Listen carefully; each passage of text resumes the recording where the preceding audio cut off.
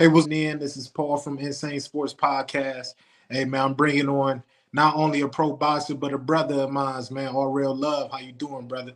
How you doing, bro? You been, baby? I've been smooth, man. Hey man, I'm happy to get you on. We had to make it happen. Happy to be here, man. Absolutely, Yes, absolutely. sir. So for people that don't know, tell them where you at right now. Man, I'm in Cleveland, Ohio. I'm currently in a boxing gym as we speak. Yeah. Putting that work, but I'm a Clevelander, man. Born and raised. Oh, come on now. They trying to hate on us already. Don't worry about it. He'll pop back up, man. You see you putting in work, so bear with us. Already sitting up there in the boxing ring, putting in work. He was just wiping his face when I tuned in with him. But you know, that's what we do, man. We get people that's really involved in the sport that really care about it and what they doing. It's important. It's important to them. You don't reach a pro level without putting in the time and consistency, let alone the dedication that's needed to be a pro. If everybody could be a pro, we'd have so many pros walking around, but we don't. We have people that was dedicated to their craft, and that's what we about to hear right now, man. We got him back. Yeah, my fault, bro. I don't know what happened. My fault. My There fault. it is. We on there, man. All right.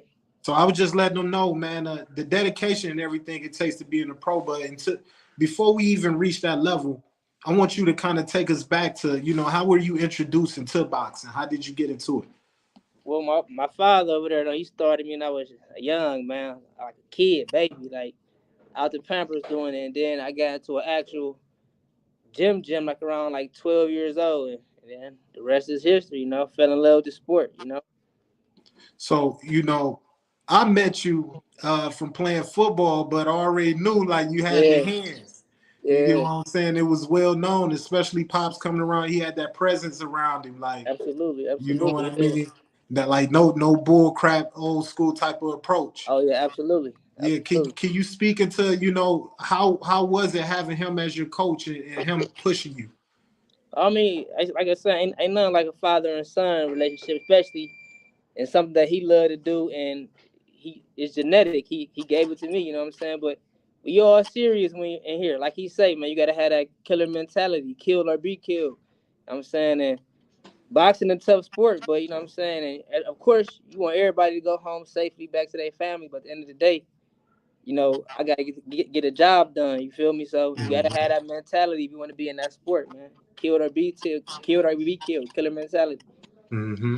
So when did you know like I got it? You know what I mean? Like I could do this. I could take Uh, this far. I'm gonna say, what? It was around about like 2000. I want to say 2007, 8. My first national Golden Glove, and it's so crazy. When you got to fight open, so you're sub novice when you ain't got no fights, and then I'm gonna say like when you get like 3 fights, I think. I ain't did amateur in so long. I think it's 3 fights you novice, but you gotta have 10 fights to go open, like to go out of town and fight other open fighters. And I only had like 5, and my coach was like, "Man, I'm gonna just put 5 more in your book. You ain't gonna tell nobody, and I Right. know you can do it." And so Yeah. crazy. My first tournament, man, I made it to the I think the semifinals, man. I lost the he a well known boxer now, Gary Antonio Russell. I lost to him like in the semis, my first tournament. Wow. And I only had really 5 fights, but he put 10 on there. And I know them guys, Yeah. they didn't have about 50, 60 Yeah. fights. Me to make it to the semis my first time, that's when I knew Mhm. that, all right, I could do something with this. Like, I'm a natural with it. So I stuck with it. Now we here. You're right, right. So as far as people see the athlete, they don't really get a chance to hear from us. You know what I mean? Absolutely. They just think, and I like to say this to a lot of people. It's like we not video. We when it's not a video game. We get tired. We go through Absolutely. things outside of the gym, and life hits us. Can you speak to the difficulties of what it is to even be a boxer? Like what challenges do you Actually, go I'm through? going through. I'm actually going through that right now. I was supposed to fight this past Saturday, January 27th at the Woodstein Center. I was Mm-hmm. in camp in Houston. I started camp here and I finished it in Houston. It was like a 2 month camp. Eating right, cutting out all sugars, candies, just going to sleep at a regular time, and just nothing but boxing. Like wake up boxing, go to sleep boxing, studying film, And then the week of the fight, they say the fight get pushed back. So it's like I done put my body through all this, cutting weight, money out of pocket, out my own pocket, going to camp. So that right there was just like it was kind of like a little discouraging because I did really want to put on for the city, and I knew it was gonna be some, you know what I'm saying, some odds there that can possibly, put me in a better position or get my name more recognized through the world. So yeah, it was kind of a little upsetting that it ain't come through, you know what I'm saying, but it just, it comes with the sport. You gotta, us as athletes, and if it's your passion, if you know that this is what you want to do, you just gotta, keep going, stay focused. Don't let these kind of obstacles stop you. Just got to keep going, man. You got to keep jumping them. Just keep pushing. Yeah. So that speak a lot towards the mental discipline and everything to continue doing what you're doing because you got to love what you're doing as well. You know what Absolutely. I mean? Like I get a lot of times like a lot of people like they think that okay because you love this sport you want to go to practice, you Man, want to do the hard things, man. So you uh, like speak towards that what it takes to really stay dedicated to your craft. What's something that you really use or you hold on to that keeps you pushing and to stay sharp in your craft. well, well, first of all, I always put God first in everything I do. So without Him, none of this wouldn't be possible at all. This is a gift that He gave me, and man, it's been a lot of years in the amateur, like where I done just hopped in a tournament, half in shape, and you know what I'm saying, and did good, won, and I'm like, man, I gotta start taking this serious. But for sure, God first, my family, of course, man, my kids, my girl, my mom, my father, especially my father, because this was his dream way before mine. Like he in his 60s and he can outwork anybody in the gym to this day. So I like. believe it, man. I saw Oh, pops facts back in for the day. sure. So like definitely when I like for him for sure, like yeah for myself, but when I get a belt, the first thing I'm doing, I'm putting around his waist because this what he really want to do. But like running in them cold, like in the snow and all that, like whew, like to wake up early in the morning, Yeah. like you know what I'm saying. I be thinking like I know my opponent ain't doing this, or I can't let him outwork me, or I feel like if I slack, I'm like oh he got the up something, so I got to go harder. Like that's just how I do it for myself. Like I always want to be ahead of everybody, or you know what I'm saying. So that's just my mental preparation, like for my family, and never let my opponent outdo me. So I got a few questions outside of men's boxing. Uh, Okay. I know you have a daughter Yes, as well. two. So I you have two. know, two daughters, and I want to speak towards that. Women's boxing. How do you feel about the sport? Would you get your daughter involved? Because I hear you being prepped and everything as you was growing up. Is that something you could see your daughter being there? Or Well, it's how is crazy. that? Well, my oldest, she don't want it. Like she used to come to the gym with me all the time, but she ain't really into it. Yeah. But my youngest daughter, she be in the ring with me, doing the exercise, doing the drills, all that. But she still ain't ever said like I want to box. If that's something she wanted to do, I'll let her do it. You know what I'm saying? I'll let her do it. But Yeah. there's nothing that this not something that I push on her because I know this sport is brutal. Like it's not in the ring outside for the sacrifice what we take our body through. So this nothing that I wouldn't push on her. Now if she wanted to do it, I'll be acceptable. I'll be acceptable to it though. But I wouldn't just like yeah you got to do this. Like but right now like far as fundamentals and basics, she know all like she know 1-2 jab like hook all that. She know how to do all that. But this something I wouldn't push on her though. Now if she wanted to do it I probably think about it a little, but if she like really, I'm gonna tell her like, if you really gonna take this serious and you gonna Yeah. put everything into it, then let's go for sure. Right, right. So, how do you feel about women's boxing? Is there any women fighters out there that you kind of you admire out there? Oh yeah, for first, it's one from the city, Morel. Morel, she is Olympian now, man. She cold, man. Y'all gotta get hip to her. For the pros, we got Clarissa Shields, Alicia Bumgar. Like, yeah, it's some dogs out there on the women's side, like for sure. So How yeah, you how you feel about them getting into it, man? I don't know if it's really real or not, man. I Yeah, don't know. 'Cause they was cool at some point in time, but if it is, that's a fight I love to see. Like it'll definitely have to be at a catch weight, because you ain't. Clarissa Yeah, bigger, she got the power, but Alicia got she got skills, like she a natural with it, man. She's slick, Mm-hmm. sharp. So that'd be a great fight, an interesting fight though, at the catch weight though. Who you taking? Can you pick who you were Uh, taking that in that fight? See, I gotta watch more of both of them more. I really ain't watched like I didn't see Clarissa, but I haven't really watched Alicia like that, so I gotta really tune in more to be able.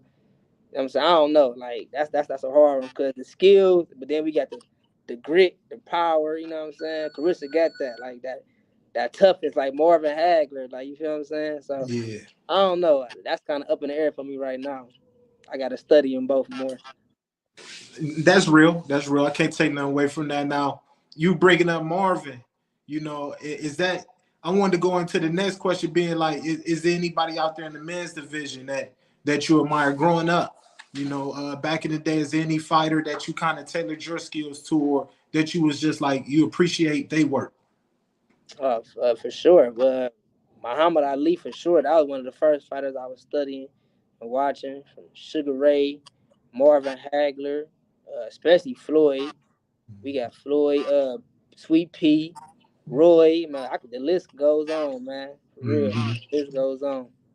So, is there a certain style that you gravitate towards more? I kind of like I mean, I like being slick, but I like the old school. Like they was mean, man. Like they ain't play. Yeah.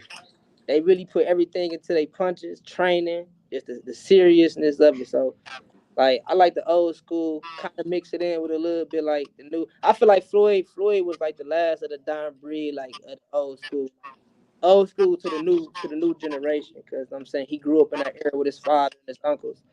But yeah, I like the old school more though, me personally. What about Bud, man? Bud seemed like he from Cleveland. He had like he from Cleveland, But a man. dog, man. I ain't gonna fake. At first, you know what I mean. I was a Spence fan. Reason Yeah, being me because too, bro. I was hip to Spence first. You feel me? Like Yeah. I actually fought in tournaments with Spence. Like so, Wow. I was hip to him before I knew Bud. So it was just me more as like a loyalty, like basically like I never trade on the Browns for nothing. Like you know what I'm Yeah, saying? Like facts. so it was just. But once I got hip to Bud, I'm like, oh yeah, that boy, he's something serious. Like especially after that fight with him and Earl, I'm like, yeah, ain't nobody beat him. And just I'm saying his determination, his Yeah. work ethic, how like that's the key thing, man. He stay in the gym, man. Like Hmm. stay in the gym. He train, perfecting his craft. Even being at the top, he not letting that get to him. He still, I got more to do. I got more to learn, and that's Hmm. gonna keep you humble, keep you grounded. Is always being like, don't think that all right, I can chill. You can never get like a daisy because it's gonna be always somebody who wants your spot. So, Hmm. Bud, an all around fighter from the inside to the outside of the ring. He all over here, well rounded fighter. He a dog for sure. See, I want people to understand, like, as they listening to you, to really understand, man. Like, this ain't. One day I'm here and I'm gonna pick it up the next day. This is a lifestyle, man. This man has been Absolutely. preparing himself since a child. You get what I'm saying? To be in the position that you in now, man. So, like, man, watching you growing up, me like that's what I'm saying. Like, always knew you as a fighter. I knew Aurel got hands. You know what I mean? We know what you coming with, but it's just like to see yourself in this position now. A lot of people give up, man. So, just honestly, I want to say I'm proud of you to see you Appreciate it. keep Thank striving for exactly your goals and everything, especially coming out of the city that we come from. Man, it's not you. Yeah. easy, It's rough in but this show. speak towards the city, man. Like, what has the city made you as a fighter? Like, Man, I love my city. Like I ain't them ones. Like don't get me wrong, Cleveland, we got our little ways, but I love my city. Like just growing up is just in the area we grew up in, the school we went up in, being around the friends, all that, just seeing different things. Like it made you that dog. Like you know what I'm saying. Like Cleveland gonna test you. Like I say, if you can make it in Cleveland, you can make it anywhere, man.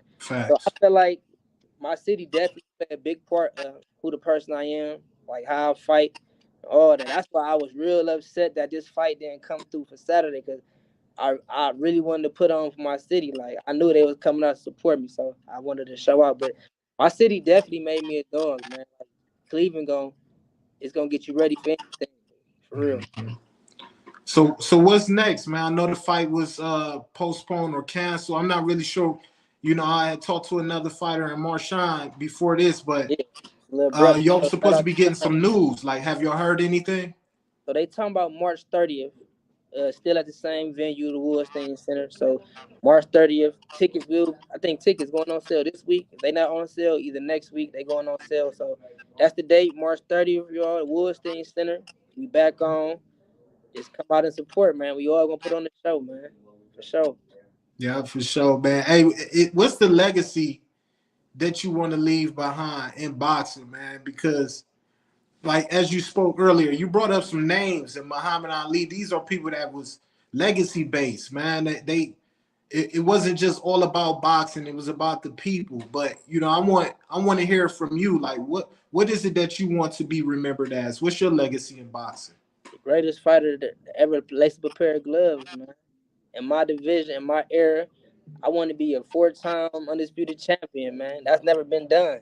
So I'm here to break records, man. Set records and break them, man. And leave a legacy for my kids, for my grandkids, grandkids. Just something I could talk about 100 years from now. Like I ain't just doing it for just the money. Like now that's what boxing getting to. Like it's easy. Like it's money in it, but everybody like they shine away from the belts, the real trophies. They making the belts seem like it's nothing no more. And Mm-hmm. to me, that's not like yeah. Like I want to make money, of course, take care of my family, but that always been my dream. Like I still like to this day, like I got pictures on my wall of belts. You feel me? Like I got vision board with belts on it. Like I want to become a champion. Like I ain't just doing it for the money. Like you can Mm-hmm. clearly see that I've been boxing all my life. You know what I'm saying? Ain't from not getting paid. So it's bigger than money with me. You know what I'm saying? Plus, like I just love to see my kids when I fight. They be so much excited when I got a fight coming up. When I'm in they go and camp with me. Like That's they dope. eating right, juicing, making sure I'm doing like my 5-year-old daughter call me when I'm in camp. Daddy, Mm-hmm. did you run this morning? Did you juice? Did Wow. you know what I'm saying? So Yeah. it's bigger than money to me, man. It's a legacy. It's the belt. I want to become the world's greatest fighter to ever do it. So that's my goal. And sure, if it's anybody, I believe in you. You know Fact, what I mean? appreciate it, So brother, for sure. I've been watching the effort being put in since a youngin'. You feel me? So like time just to feel me continue to keep putting in the work and everything you doing, man. But Absolutely. I'm gonna leave you with this. Is there anybody out there that you wish you got in the ring with, or that you could have gotten in the ring with? One of those old school type of fighters that you could have learned from, or whatever. It ain't even got to be about winning it. Just that you wish that you could grace your presence of being in the same ring with that person. I mean, even though we out the same weight class for sure, Floyd. But I ain't gonna fake, man. But old school fighters like Willie Pep, like that was in my weight class. That was real slick. Him, George Benton, I would have loved to been in the ring with them because I feel like they slick fighters. They fight kind of like me. You know what I'm saying? I love would have been in the ring with them. Uh, who else? This is one. I think his name like Nikolai Noche. I think if I'm saying right, Nikolai Noche. He was real slick. Like I think it was Italian guy. Real. I would have loved to been in the ring with him and Sweet Pea for sure. Sweet Pea. Mm, Like just I'm saying, like, just to test myself, like to see, like, cause I feel like I'm the greatest. I feel like I'm mhm, the greatest fighters ever. You feel what I'm saying? It's just the mhm, world ain't hip to me yet. So I mhm. feel like I would have loved to get in there with one of them just to test myself, and I know I would have won too. Yeah, there it So, is. That's what I'm trying to hear, for man. sure, I know I would have won too. You So feel me? That's what I'm trying to hear, yeah. man. You feel you ain't gotta be humble on here, man. No, I mean I ain't. I'm always say I'm better than everybody. I'm supposed to. Yeah, I'm fight there. Nobody can beat me. So. yeah. That's how I'm rocking with it. Now, where Crunch Time come from, man? Where did that That's name crazy originate? because at first it was too slick. That was my name when I first turned pro. And then like this me, like I ain't gonna I got caught up in the not being disciplined, you know what I'm saying? And then when I took a loss, I had jumped up like 3, 4 weight classes, just being eager to fight because I wasn't getting fights at the weight class I was at. Because it's Hmm. hard like for the little guys. So I lost and I kinda let that like discourage me a little bit. So I kinda fell back for some years. Like took like 3 years off. And then just man, like I just got the love of it, just the love of the sport, man. Like I knew I was gonna get back in, I just didn't know when. But one day I just woke up like, man, I gotta get back to it, man. Like, and I was in church with my mother. I was in church with my mother, and the pastor was talking about just like if you anything that God had blessed you with, and you know that's your passion or whatever you gotta do, get on it now. Like and he just kept on saying, crunch time is crunch time. You gotta do it right now. You gotta lock in. And I tapped my mother. I say that's my new boxing name, Crunch Time. Yeah. Like that. So it's been rocking ever since, man. It's crunch time for real. Like we ain't taking no breaks, man. We putting foot on neck for sure. There it is, man. Like he said, stay tuned. They should be coming out with the dates. You said March 30th, right? March 30th with the Woods Thing Center, man. Tickets going on sale this week, so y'all tap in. Hey, man, I appreciate you coming on. Like I said, we had to make it happen, man. I appreciate you, brother. And I I wish you appreciate nothing but you. success. Absolutely, bro. Same to you, bro. Yeah, there it is. Be smooth, man. Insane Sports Podcast. Appreciate y'all. We All gone. right, bro. Y'all, we out.